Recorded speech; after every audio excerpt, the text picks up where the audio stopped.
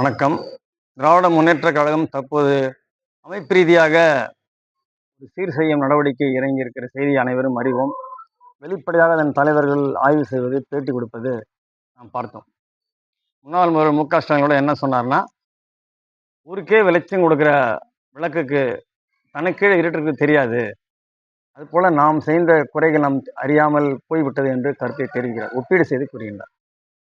என்ன செஞ்சிருக்காங்கன்னா, மாவட்ட செயலாளர்களுடைய வயது வரம்பை மாற்றி அமைப்பது, இளைஞர்களுக்கு வாய்ப்பளிப்பது, ஒரு நிர்வாக சீரமைப்பு.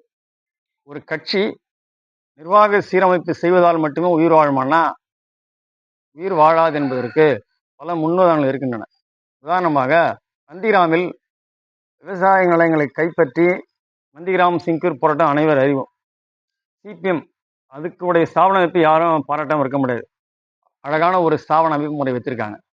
ஆனால் மக்களிடமிருந்து அந்நியப்பட்டு போயிடுறாங்க. மக்கள் கோரிக்கைக்கு எதிராக நின்றுடுறாங்க. விளைநிலங்களை கைப்பற்றுறாங்க. டாடா போன்ற பன்னாட்டு நிறுவனங்களுக்காக நிலத்தை பிடுங்கி கொடுப்பதில் மிருகத்தனமாக நடந்து கொண்டாங்க.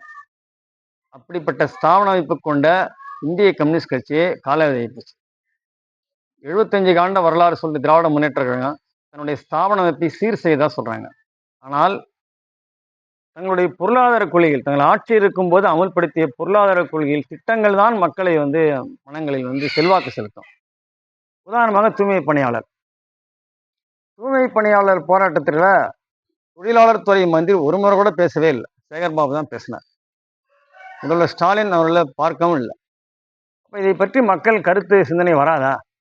கண்டிப்பாக வரும். பரந்தூர் திட்டம் பற்றி போன்ற பல சிப்காட்டுகள் தமிழகம் முழுக்க உருவாக்கப்படும். ஒரு கட்சி நிர்வாக சீரமைப்பின் பால் தன்னை புதுப்பித்துக் கொள்ள முடியும், தகவமைத்துக் கொள்ளணும், வெற்றி பெற முடியும் என்றால் ஒரு தவறான மதிப்பீடு. அதனுடைய கொள்கைகளால் அது ஆட்சியர்களும் அமல்படுத்தும் பொருளாதார கொள்கையில், சமூக நலத்திட்டங்களின் மூலம்தான் அதன் வெற்றி தீர்மானிக்கும், இருப்பு தீர்மானிக்க முடியும். எனவே மீண்டும் ஒரு வரலாற்று ரீதியாக ஒரு தவறை திமுக செய்கின்றது. வெறும் நிர்வாக சீர்திருத்தம் என்பது உதவாது. கொள்கை ரீதியான மாற்றங்கள் கொண்டு வரணும். பாஜகவின் பொருளாதார கொள்கையே திமுக வச்சிருந்தா மக்கள் எப்படி ஓட்டு போடுவாங்க?